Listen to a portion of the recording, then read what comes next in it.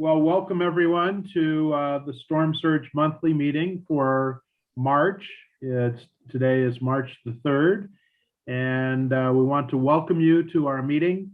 I did want to make sure that you all knew that this meeting is being recorded. My name is Bill Clary. I'm the chair of Storm Surge, and I had a couple quick notes up front. First of all, thank you to Sarah Dauphin and Heather Lip, who are helping to coordinate kind of the background technical aspects of the Zoom meeting here today. And also to quickly introduce Storm Surge.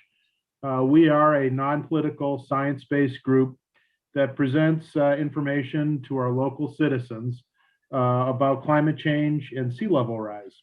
Our volunteers are engaged in many projects, currently including a school program series of videos, our speaker series, which is a monthly meeting presenting topics. And this year will be focused on the resiliency plan that the city has just adopted. We also have done some Be Prepared sheets. We're going to be helping in a variety of ways with the resiliency plan. And then ultimately, we just got word today that Tom Starr of Northeastern University received a grant called Remembrance of Climate Futures, which we'll be participating with as it gets rolled out in our area. So we're looking forward to all those programs and all the input from so many volunteers. Tonight we have Dr. Robert Young from Western Carolina University to discuss a plan he helped to author called Coastal Hazards and Targeted Acquisitions: A Reasonable Shoreline Management Alternative. The study was done on North Topsail Island, a barrier island near Wilmington, North Carolina. Please send any thoughts you have via the comments or chat section with Zoom, and we'll look at them, compile them, and feed the questions and comments along to Dr. Young once he finishes his presentation. At the end of his presentation and the Q&A, we'll have a brief update on some of our activities with our committees. So without further ado, Heather or Sarah, if you could pass everything over to Dr. Young. Thank you, everyone. You should be ready to go, Rob. Okay. Getting a little bit of echo. Somebody needs to mute. Okay, that's better. Thank you.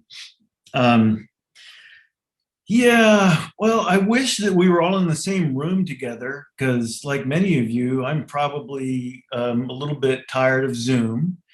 I love giving a presentation in the harsh fluorescent lights of my office at night. I promise you, I'm much better looking and much younger in person. And it's also very difficult to give this kind of a presentation to a community because I like to meet people in that particular community, and I like to have a better opportunity to hear your stories when you're asking questions and to watch your faces while I'm giving a presentation to see who's getting mad at me and who's nodding in agreement. That's very difficult to do over Zoom, but we'll have to carry on and do this the best way that we can. I will say that those of you who do not have an opportunity to ask a question this evening or don't want to ask a question by typing it into the chat, you're more than welcome to follow up with me via email. I'm pretty easy to find if you just Google Rob Young, Program for the Study of Developed Shorelines, or Rob Young Beach. I'll pop up.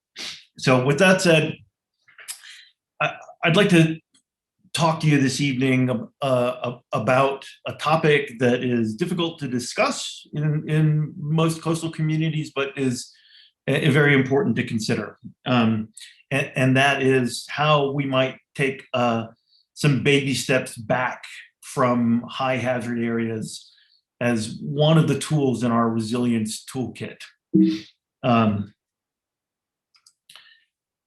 First, let me tell you a little bit about the center that I direct for those of you who aren't familiar with us. The Program for the Study of Developed Shorelines is a joint Western Carolina University, Duke University center located in the mountains of North Carolina, basically primarily because I didn't want to live in Durham. We do both science and policy under the same roof. So we do basic research in coastal processes, coastal storm impacts. We get National Science Foundation grants. But our real mission is to communicate the science to decision makers at all levels. And that can be anything from an individual property owner, property owners associations, local government, state government, federal government. We work with everybody. And so here's the ground rules for this evening. Don't get mad at me. I'm not here to tell you what to do. These are local decisions to be worked out at the local level, the municipal level, the property owner level, and the state level. I'm just here to offer some thoughts about, how you go about thinking about resilience. And I'm going to suggest that if you're not thinking about long-term retreat from the highest hazard areas, then you don't have a complete resilience plan in front of you. So I'm just going to present the facts from one case study tonight that is getting kicked around in North Carolina right now. But ultimately, who decides when you're trying to make coastal management decisions often depends on who's paying. If the federal government is paying the entire price tag for a particular project that might reduce vulnerability, then it typically sounds like a good deal to everybody. If you have to pay the entire price tag locally, then you might have a different calculus for what you do and don't do. Let's start at the beginning. I'm a geologist, so I like to imagine what our shorelines were like before we got here, and I like to provide that as a basis for understanding what the issues are. This is a section of Cape Lookout National Seashore off the coast of North Carolina. Cape Lookout is a very rapidly moving barrier island and has been for a little while. It's been hit pretty hard by storms over the last couple of storm seasons, including Hurricane Dorian just last year. But the one thing to learn about Cape Lookout is that even though it has been moving for a long time, the beach never goes away, and the dunes reform pretty quickly. In fact, our shorelines that we have today have moved miles and miles since the end of the last ice age, 15,000 years ago, which to a geologist is like last Tuesday. So shorelines moving is not a problem for shorelines. That's important for everybody to understand. The problem comes when we want to be on them while they're moving. That's the trick. So, I hope everybody understands that, coastal erosion, as we call it, is really not a threat to beaches and dunes in places where there isn't human infrastructure in the way. It becomes a problem when we are there.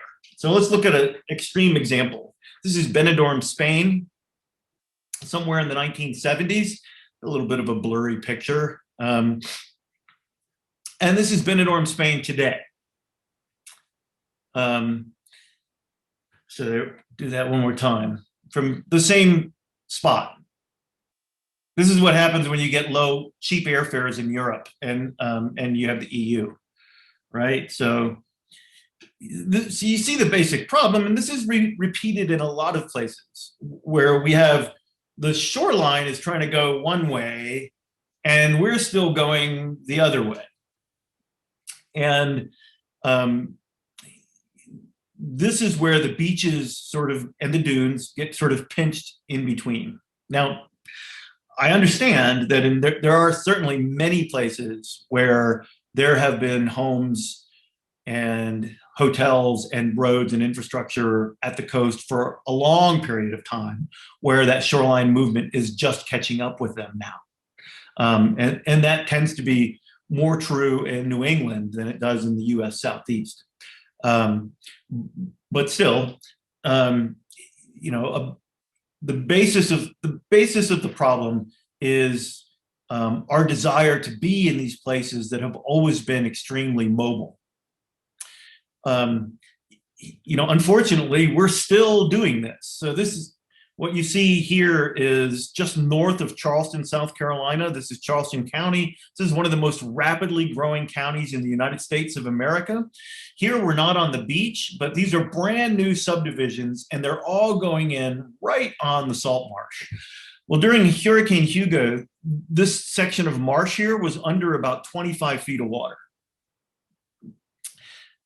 Yet, we are subdividing and building like crazy right now. And so, the trick here is trying to find this balance between moving shorelines. This is another stretch of shoreline just south of the Santee River Delta in South Carolina. This particular shoreline has never been on anybody's radar in the state of South Carolina for having an erosion problem, even though it's been moving fairly rapidly for almost 30 years. Well, my guess is that we'll be hearing about it as an erosion problem soon, because it's about to run into this home that was built back here on this nice little high spot back in the marsh. This home is about 8 years old. So, the tricky part at the coast is we've got to find this balance between these shorelines that want to move, in many cases need to move, and have been moving for a long time, and our desire to be there. I'm going to argue tonight that strategic retreat is something that we need to be seriously considering anytime we're looking at coastal management in any type of community. And the strategic retreat that I'm envisioning and that I'm going to describe for you tonight is not sending the stormtroopers out onto a barrier island and ordering everybody to leave. No, that's not what it's like, although my detractors try to paint me as being some sort of an unreasonable person who just wants to chase everybody away from the coast. That's not what this is about. I've got kids. I like to take them to the beach. When I go to the beach, I like to stay in a beach house. I grew up on the coast. I grew up in the Chesapeake Bay of Virginia. The home I grew up in was almost underwater during Hurricane Agnes, which was a long time ago. So, I get the desire to be at the coast, and I have that desire myself. I would argue that strategic retreat is a way to sustain the coastal economy for the long run by making sure that we're not putting public money in places that are unsustainable. But it's a hard swallow. Strategic retreat is very seldom taken seriously when the Army Corps of Engineers comes into a community and decides how to protect oceanfront property. They have to do a project formulation and an environmental assessment, and they have to look at all the options. And they have options like, let's build a seawall, let's do a beach nourishment project. And then they usually have, let's do property buyouts. And then there's after the part where there might be retreat or buyouts, there's maybe one paragraph that says not practical. Ha, ha, ha, ha, ha. Who would ever think that we would do this? And they never really address it. Well, we think that they should. I will tell you that the idea of buyouts and taking a step back is, in fact, becoming very popular in many working class communities with people in their primary residences that are inland of sort of resort communities on the immediate coast. The New Jersey Blue Acres program has had a tremendous amount of success in New Jersey conducting buyouts in communities on the bays. But coastal resort communities are sort of a different animal.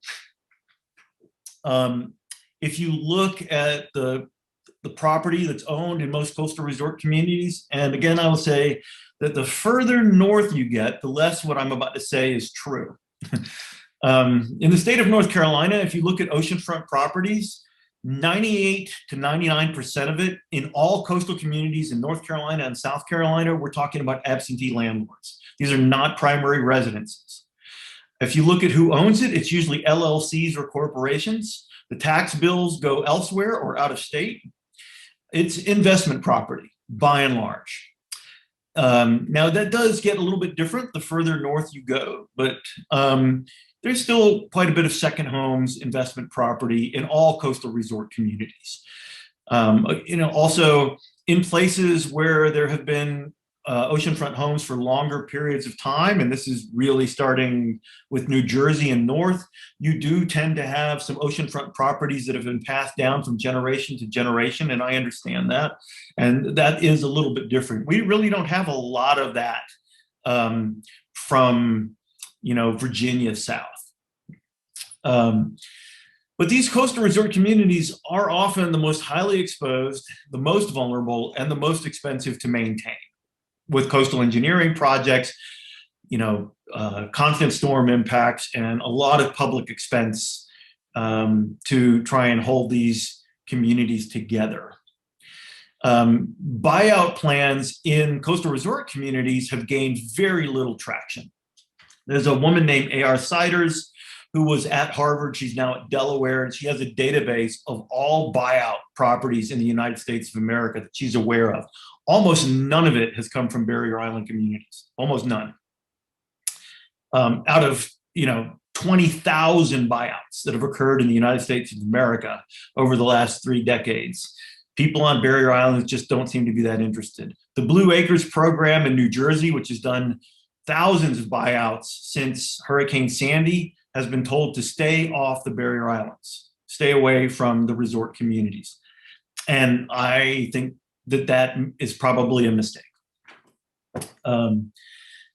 We have to understand that that the public sector and federal government heavily subsidizes protection of most barrier island resort communities and most oceanfront properties through a wide variety of mechanisms that I'm not going to go through tonight. And so that gives, I think, the public sector and public taxpayers some right to have an opinion on how those funds are used. But places like this is Sockasty, the Rosewood community in Horry County, South Carolina. This is a picture from February 18, 2020. This is along the Waccamaw River in Horry County. This community looks like this right now. It is underwater again today. I was just down there 2 days ago. This place has flooded 5 times in the last 5 years, including significant flooding during Hurricane Florence. These people are ready to go. This is a community where 90% of the folks in this community are ready to take a buyout and go someplace else and make themselves whole. These are almost entirely primary residences. This is the kind of place where when you walk out with a buyout plan, people do not think you're crazy. And more communities like this, sort of modest homes, working class folks in their primary residences are definitely interested in buyout plans. We have a little bit of trouble with the funding through the federal government, through HUD, through the state, to the localities, making this happen fast enough.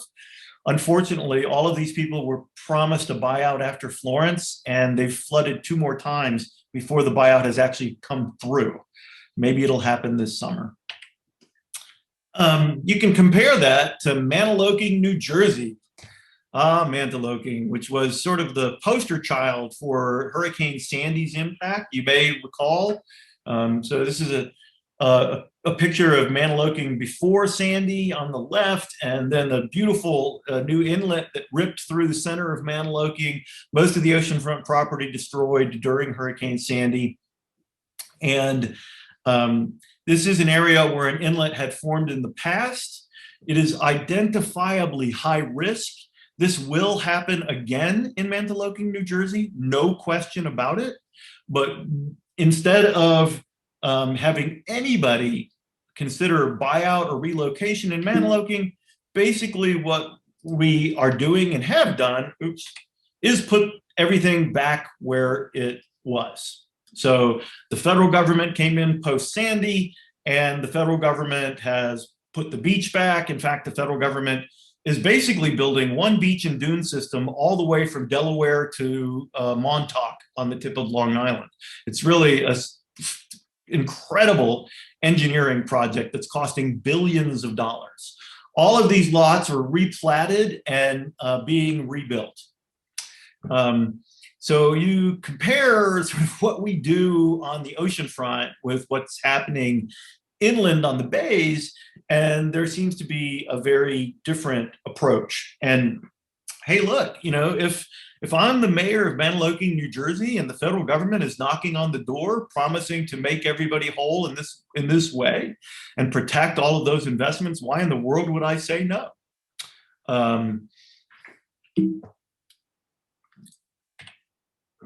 This is Dauphin Island, Alabama, just so you know that I'm not picking on New Jersey.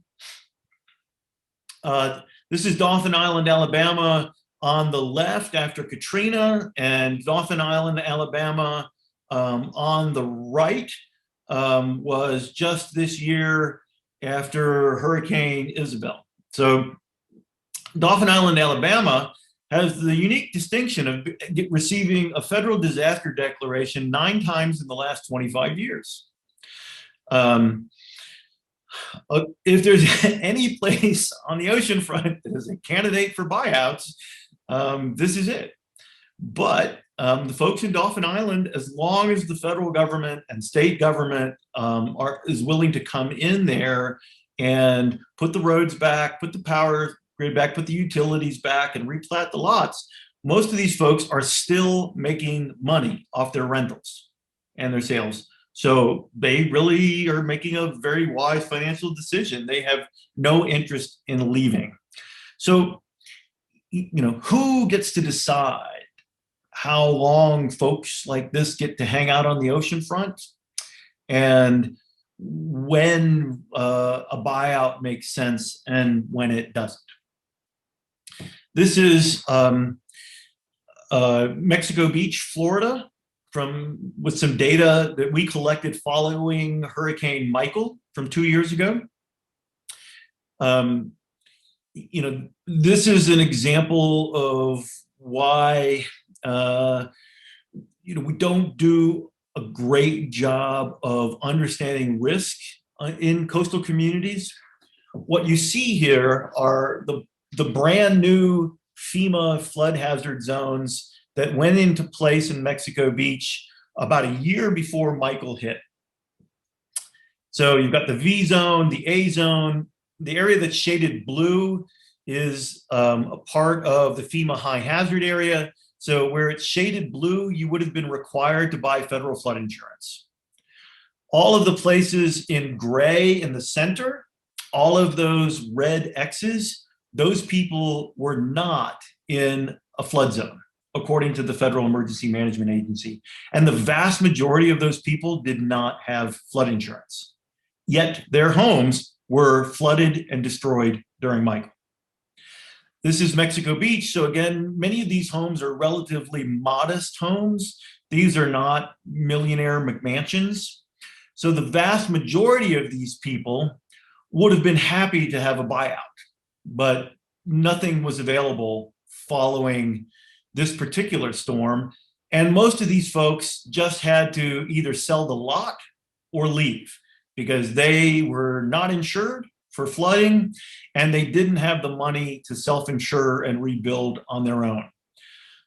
What's happened in Mexico Beach is sort of gentrification. Folks from further to the west in Walton County have come in and bought a couple of lots, and they're now building bigger homes on those consolidated lots.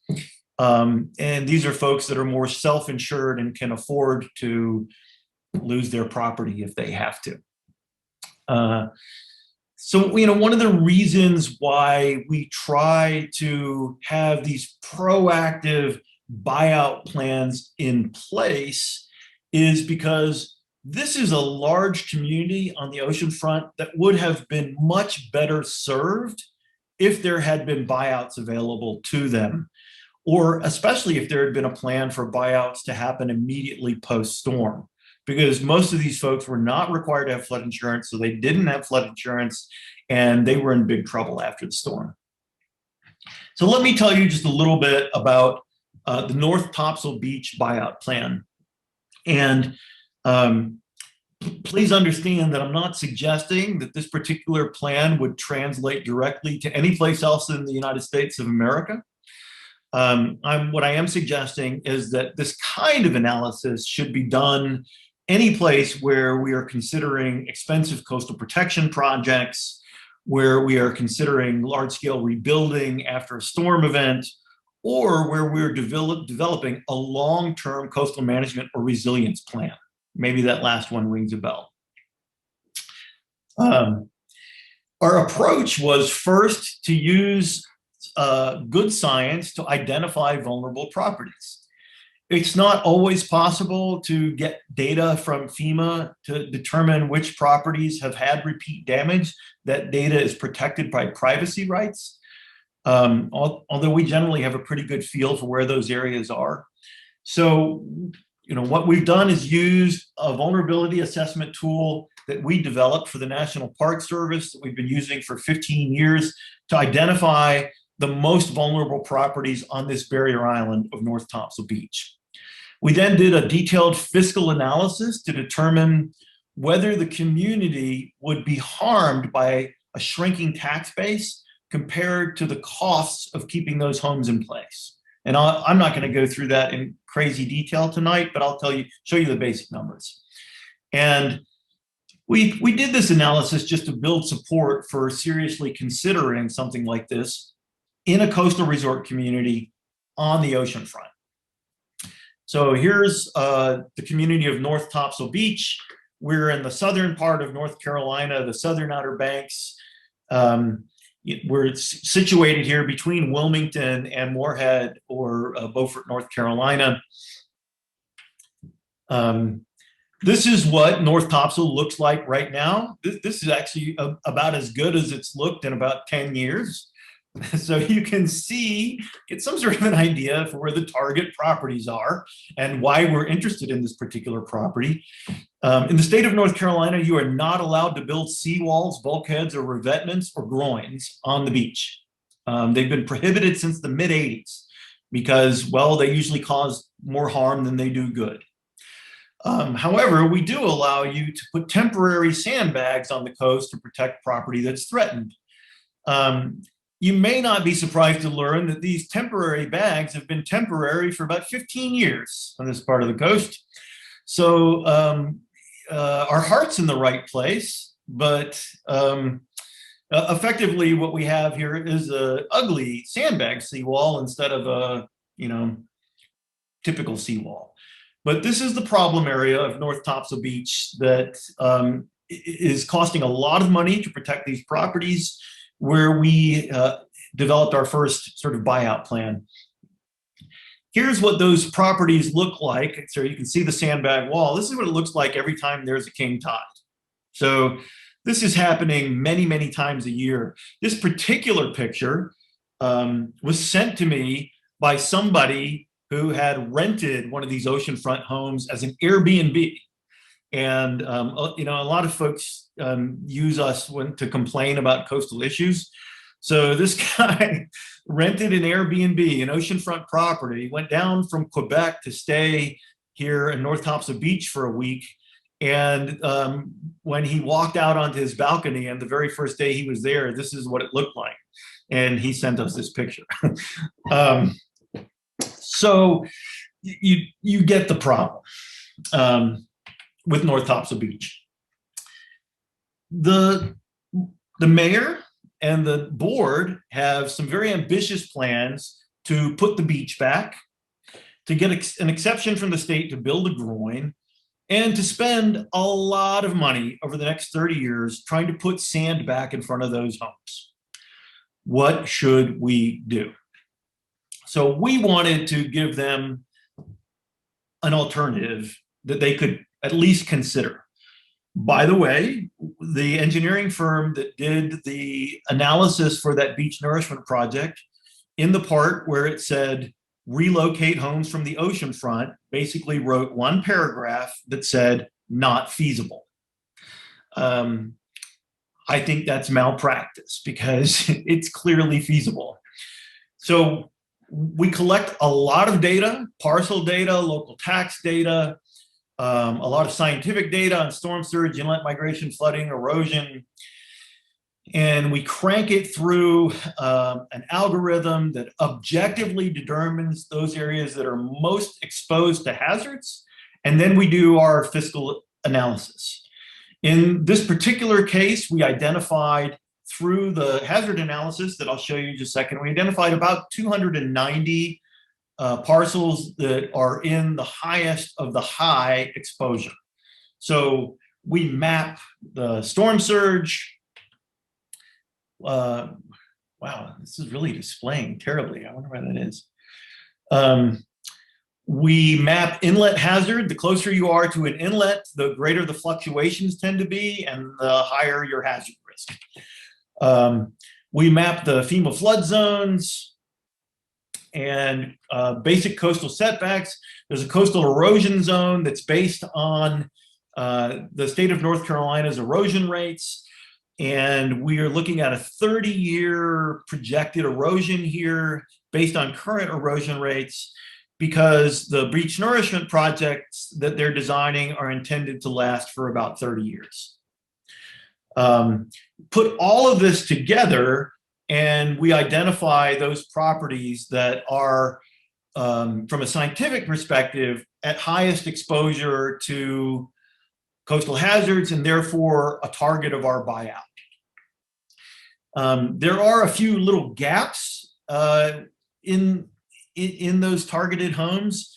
The only homes that we have highlighted for buyout here are homes that are in every single exposure category. So you have to be exposed to erosion, sea level rise, inlet hazards, FEMA V zone, which is FEMA's highest risk zone, all of those. So the places that you see here, 290 parcels are in every single hazard zone. We add a few others to make this contiguous because it wouldn't make much sense to buy out all of these properties and then leave 4 right here and leave a few right here. So we include a few others in there just to make the project and an ultimate restoration of this oceanfront feasible. Then what we want to know is how much would this cost? And what we're trying to do here is really understand all of the costs and all of the benefits to the degree that we can. So we're not just saying, what would it cost to buy those properties? We definitely include that. But we're looking at 30 years of lost tax base as well. So we look at what those property owners are paying in taxes to the county, what those property owners are paying in taxes, property taxes to the municipality. We look at the average accommodation tax those properties have been paying for rentals, because the vast majority of them are rentals. And we try and add up all of that loss. We were very generous, I think, in that we assumed those properties are going to not just maintain the value that they have right now, but actually appreciate in value over the next 30 years, which, believe me, I know this shoreline, it's not going to happen. Those properties will not be there 30 years from now, no matter what anybody does. It is in trouble. But just to be conservative in our approach, we assume that they're going to be there, not just at full value for 30 years, but that they might even appreciate. And that goes into our calculus for the property tax, sales tax, accommodations tax, and all the other taxes that we've tried to add up when we're approximating the loss of revenue to local government. There's also a sandbag revetment here that requires constant maintenance. The community has a proposal in for a beach nourishment project, and they'd like to build a groin at this end of the beach. So at the end of the day, we do this detailed economic analysis, and what we're trying to balance here is the cost to do the buyout. And in the costs, we include acquiring the properties, we include the loss of tax revenues, we include a cost to demolish and or remove the properties, each one of them.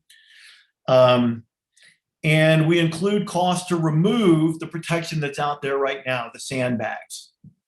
So over 30 years, this is a cost of about $51 million in purchasing the properties and then lost revenue. I think that the lost revenue is an inflated number because those houses could all be completely gone in the next hurricane this summer, and they won't be there 30 years from now. They just won't. Here are the public benefits. So the beach nourishment project at current price estimates for 30 years from the Corps of Engineers would be $47.4 million. That beach nourishment project is primarily going to protect those oceanfront homes and will provide almost no protection for the backside of the island at all. The Corps of Engineers is notoriously bad at estimating costs. This will be higher than $47.4 million. Beach nourishment prices are going through the roof, and this area is running out of sand. But we'll go with the Corps' estimated numbers anyway. The town's own estimate for maintaining the sandbags is about $5 million. So costs averted from pulling the houses out is about $52 million. The savings is about, the cost to do the buyout is about $50 million. So, it's essentially a wash. So if it's a wash, then why not go ahead and pay the money to do the beach nourishment project? Well, here are the real benefits of doing a strategic buyout. So those homes, although around 300 homes in a buyout sounds like a lot, it's 3% of the tax base of that community, 3% of the tax base. But it occupies an inordinate percentage of town time. Every time the wind's blowing the wrong way, emergency managers have to go down to that end of the island. The personnel time involved in working with engineering firms, filling out grant proposals, doing all this stuff to protect those homes is incredible. The town of North Topsail Beach has had to float 2 municipal bonds to fund these beach nourishment projects. And they're going to have to do another. They're going to bankrupt themselves. So you're spending all of these town resources, not just dollars, but also energy and personnel time to protect 3% of your tax base. Just imagine if you took all that time, energy, and money and spent it on the 97% of your tax base that is far more sustainable. To me, this is the primary argument for looking at those parts of your community that have the biggest erosion problems, and everybody knows where those little hotspots are. They take up so much time and energy from town government, from emergency managers, from planners, from grant writers, from everybody.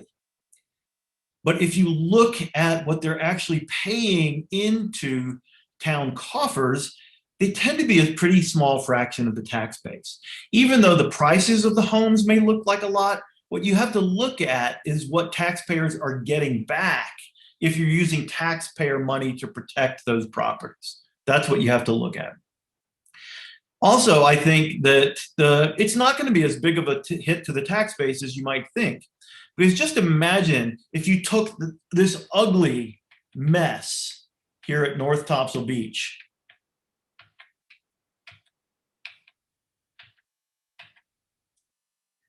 and got rid of all those sandbags. By the way, all these people in here who own these homes and have rentals, most of the time there's no beach for them to go to because the water is lapping up against the sandbags.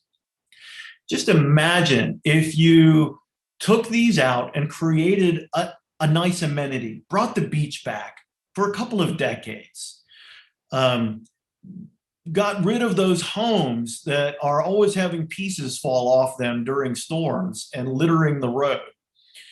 I think that what you'd find is that you would have a transfer of some of that amenity value to the other homes in the community that could then utilize that beach. There are also environmental benefits for proposals like this. There hasn't been a sea turtle that's nested on that part of North Topsail Beach in 15 years. If you give them the space, they may come back. There's cost savings to town emergency managers when they don't have to spend all their time responding to that north end of the island. So on balance, there are a lot of really good reasons that are very difficult to quantify to consider this buyout. And so what I'm suggesting here is, again, this is not to buy out an entire Barrier Island community. It's to ask communities to think about those places where they have constant problems and really add up what it costs you to hold the line in front of those properties over the next 30 years. And it's just going to get harder and harder and more expensive as sea level continues to rise. And do a fair fiscal analysis of the cost versus benefits and try to determine whether or not it might make sense for your community to change your vulnerability map a little bit by taking some baby steps back from the places that are at highest risk and create the biggest headaches for your town. Now, believe me, in saying that, I understand what an emotional issue this can be for property owners. I understand. But we still have to be able to have this open discussion and a fair analysis of the costs and benefits for doing these kinds of protection projects. I think that's what I've got. Yep. That's it. I'm happy to try and answer some questions. Okay, let me run through the questions that people put in chat, and then we'll open it up for other questions from the audience. The first one was, what percentage of full market value can a homeowner expect to receive for their property in a buyout? So, again, this is it's pretty variable, and I think that this would vary from community to community. In the state of New Jersey, the Blue Acres program goes in there and they have an assessment done, an unbiased assessment done by an objective third party of the pre-storm value of the property. You can argue about whether that's the best way to do it or not. In our assessment, we used the assessed tax value of the property. I can say that in North Topsail Beach, there are many of those property owners who have seen their assessed tax value going down over the last 15 years because of the erosion problems. And that we know of a lot of people in North Topsail Beach that would be happy to take that right now and walk away. Is it everybody in those properties we've targeted? Absolutely not. There are always people who actually, they just want to be on the ocean front, and they're less worried about losing the money than others. So the answer to your question is that I think that that's something that has to be decided locally, and that it would probably vary from place to place. And along with that, the next question was, did they make a difference or did they count the buyout value differently for second homes or rentals versus primary homes? To this point, generally no. Right now, most of the properties that have been bought out post Sandy are in fact primary residences. there haven't been, as I said earlier in the presentation, there has not been a lot of buyout success in oceanfront communities for investment property. So there's not a ton of examples of folks trying to buy out investment property. The only examples I can think of are on the very local level in places like Southampton, New York. They have a fund, a green space fund, that they have been using fairly successfully to buy out willing buyers who are sitting right on a marsh and experiencing some flooding and things like that.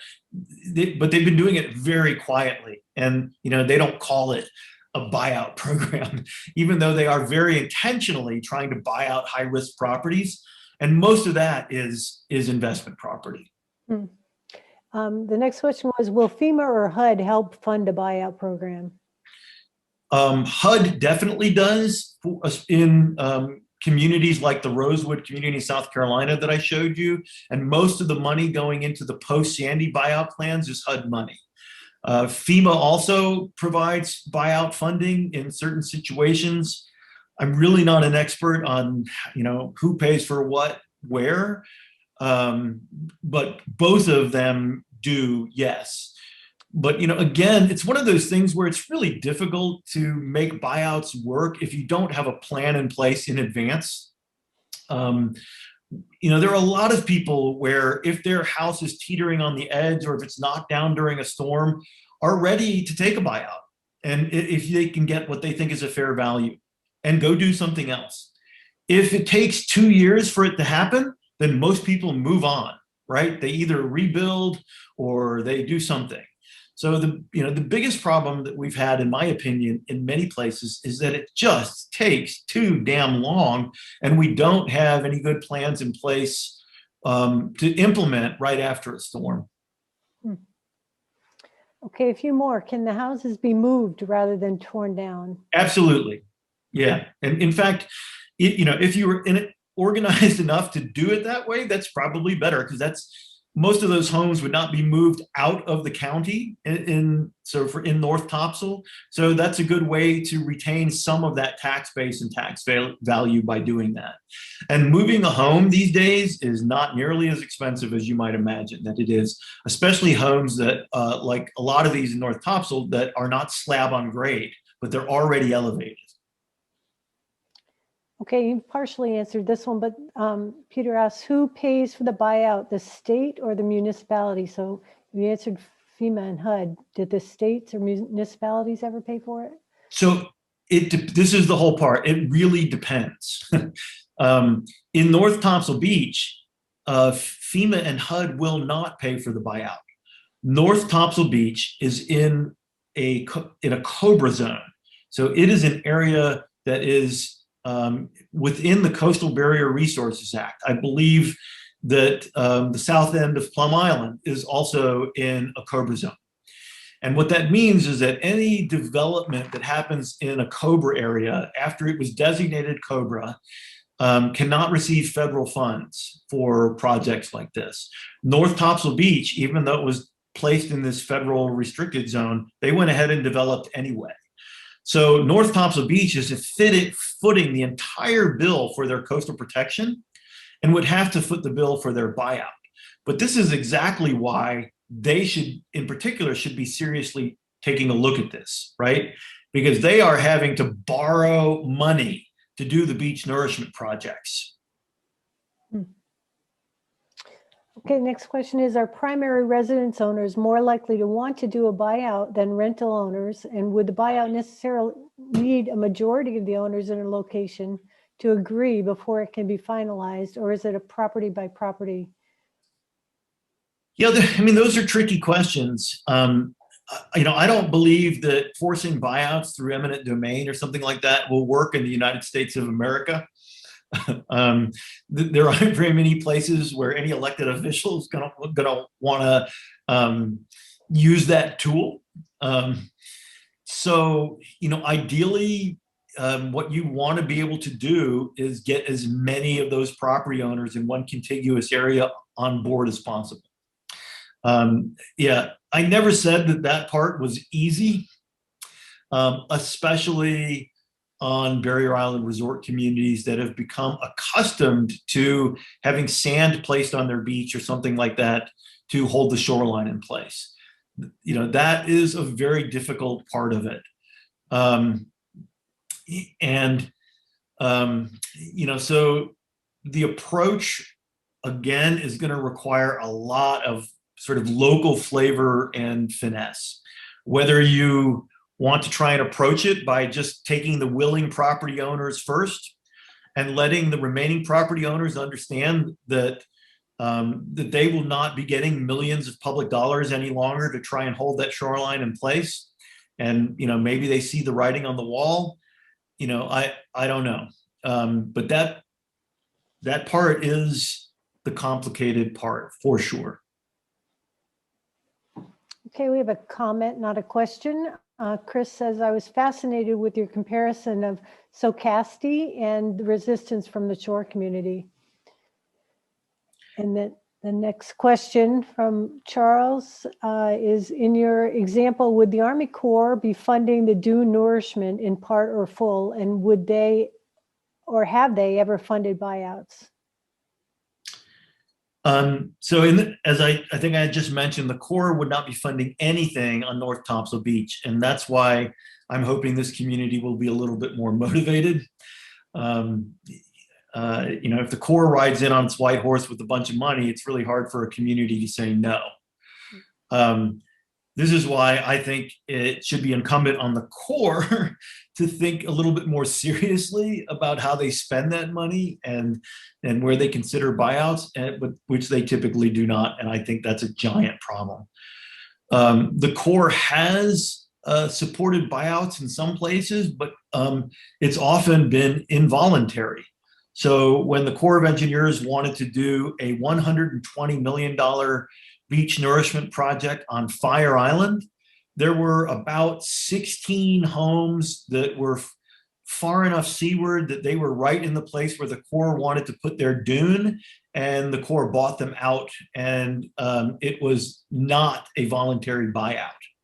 So the Corps has done some property purchases when they want to do a big project, but the Corps has never really, in any organized fashion, included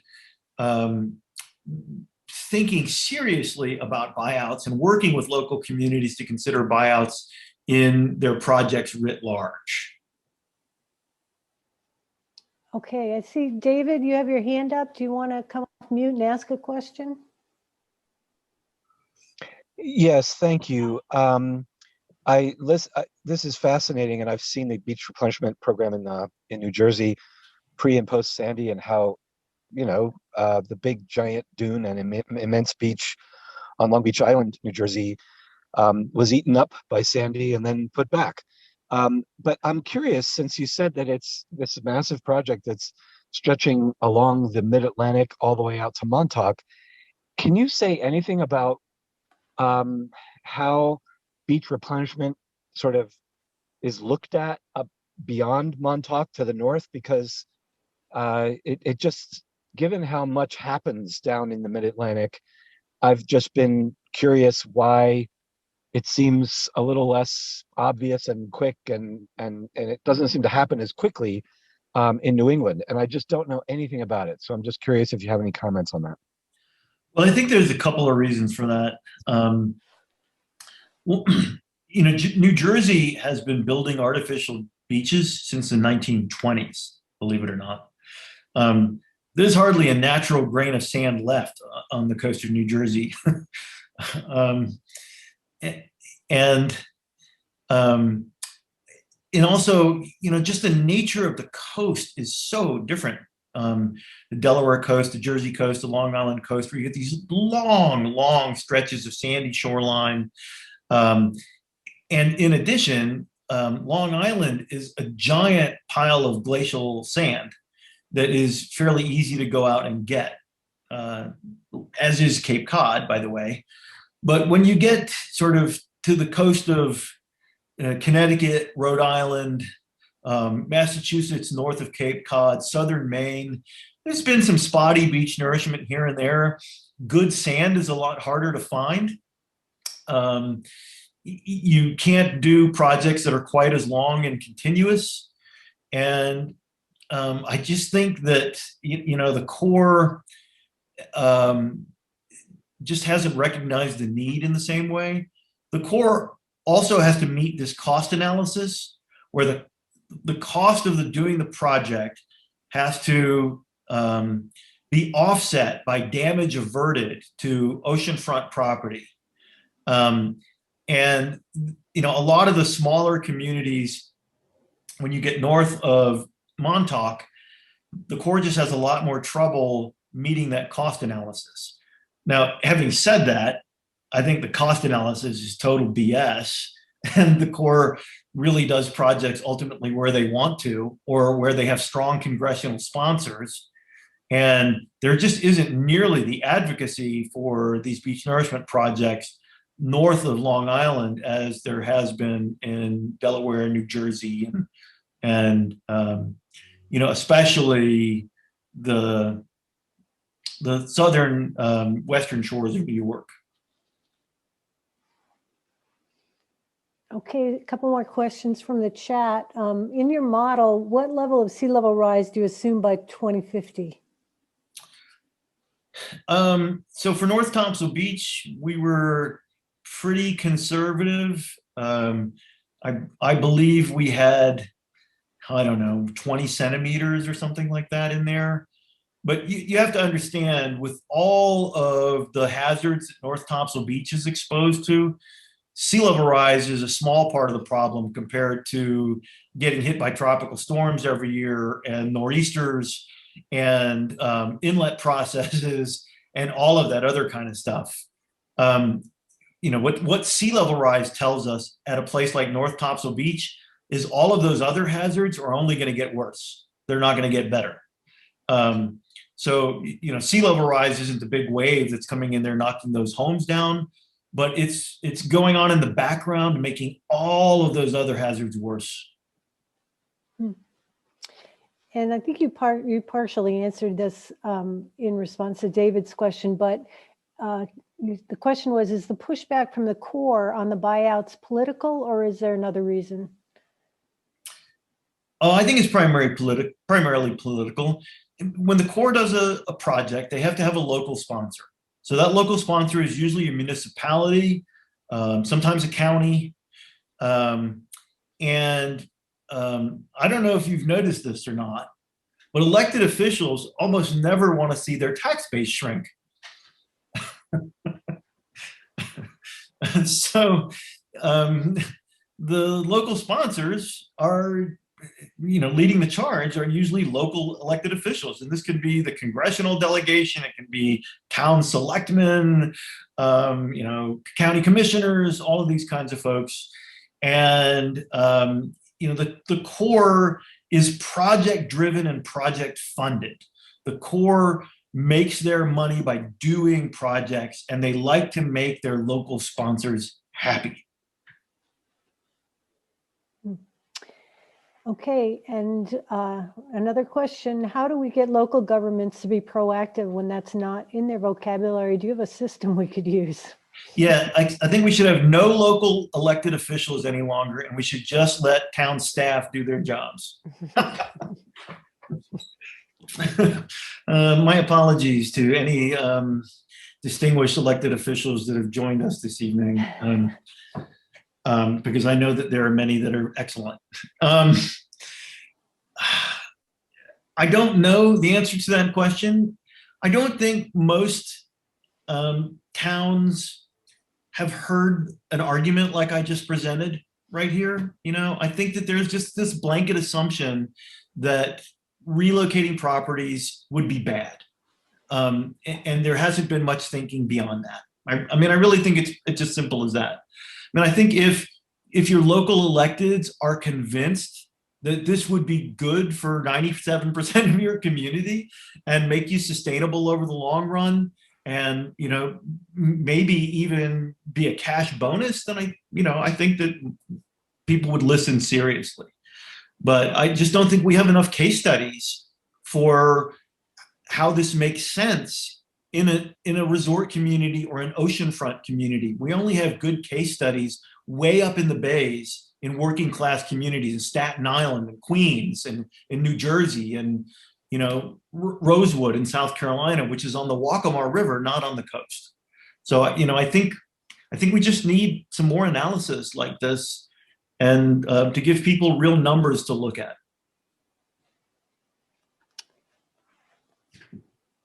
And this is a comment primarily. I think that it's clear that the current problems on the north end of Plum Island are largely attributable to the jetty reconstruction work that was done by the Army Corps in 2013. I hope that this will be remedied by the Army Corps, assuming there's adequate scientific understanding of the ocean and sand patterns. And then added, I appreciate the analytical process described tonight as well. Yeah, and you know, I mean, that comment may be entirely true, and I've certainly had a number of people suggest to me that that is true. And believe me, you don't have to try and convince me that the Army Corps of Engineers occasionally makes boo-boos. Just ask the people of West Hampton on Long Island, where the Army Corps of Engineers nearly destroyed several miles of beach after building a groin field. So, you know, that is entirely possible. You know, I think everybody still needs to have a reasonable discussion about what the proper remedy for that will be. And, you know, we have to be honest that over the next 2 or 3 decades, as sea level continues to rise, that all oceanfront properties, whether the Corps has made a boo-boo or not, are going to be in trouble. They just are. Okay, I'm gonna let David Chatfield have the last question here. He's got his hand up. David, you want to come off mute? I just wanted to respond a little bit to the fact that the erosion at the north end is therefore the problem of the Corps of Engineers, and that if they fix it, that's all okay. I mean, our estimate of sea level rise for 2050 is, you know, over 1.5 foot. I think one of the issues with Plum Island is that as the storms increase and as sea level increases, we have the vulnerabilities of our water system, sewage system, our emergency services, the roads, the lights, everything, the infrastructure on Plum Island is, those costs start to build to a point where can the municipality, at what point does the municipality say we can't afford to keep those costs going? One of the concerns that I see about, you know, what you've described, Rob, is the piecemeal piece, that every resident has their own point where they're going to say enough is enough. But that doesn't mean you've got a contiguous stretch of island. And then you mentioned incentives. Another word for incentive is threats. And, you know, a municipality taking away services is going to increase the pressure. But it's a huge tax base that we've got on Plum Island. So I really appreciate the analysis that you've done. I think there's a lot for us to learn. Unfortunately, I think our barrier island is even more complex than the issue that you're showing there. And of course, it's not just Plum Island that's threatened. The flooding for Newburyport is a bit bigger issue than that, but I really appreciate your presentation and your way of analyzing it, and look forward to the projects that are going on at the moment on Plum Island in terms of trying to analyze the costs and the benefits. Thank you. Thank you, David. So Bill has asked that we wrap this up. I'll just read Jack Garvey's comment. It's a little historical. He said, Mass Governor Ed formed a commission back in the 1980s that proposed getting people off the island, including Buyout. He didn't stay in office long. No one wanted to hear it 40 years ago. Well, great, Sarah. Thank you for coordinating some of that and with everybody in the background. Rob, really appreciated you taking the time and walking us through kind of how you approach looking at where the costs are, where the opportunities are, where the savings might be, as a way to look more holistically at kind of the problem in front of us with islands and threatened coastal areas. So really good timely message for us. So thank you, and I hope we'll stay in touch with this. At this point, we wanted to just quickly run through what some of is going on with some of the committees. Rob, thanks. Did you have any final words? I'll just say thanks for the invitation. We're always happy to talk about this kind of thing, and if there's any role we can play as you all move through your resilience planning and work through this as a community, we're always happy to. Communicating these kinds of issues it's really the real mission of this center. So just let us know if there's any way we can help, and hopefully by the fall maybe things will be normal again in the world. I'm always happy to come up there and engage with other decision makers if that's helpful. So good luck. What I really worry about for Plum Island is this likelihood that the nor'easters are going to continue to get nastier and more frequent in the future. I always tell folks that look where you are and from New Jersey north, I'm way more terrified of nor'easters than I am of tropical storms, because they are just big beach eaters. So it's a tricky problem. But anyway, thanks for your invitation. Everybody take care. Thank you.